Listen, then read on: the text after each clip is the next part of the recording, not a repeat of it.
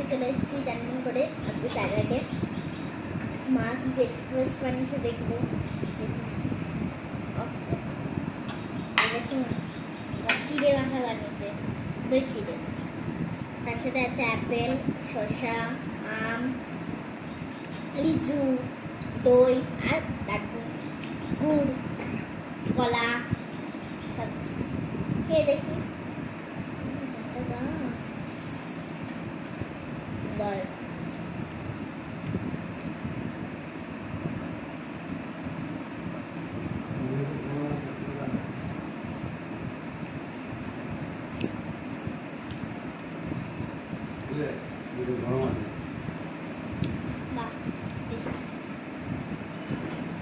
delicious.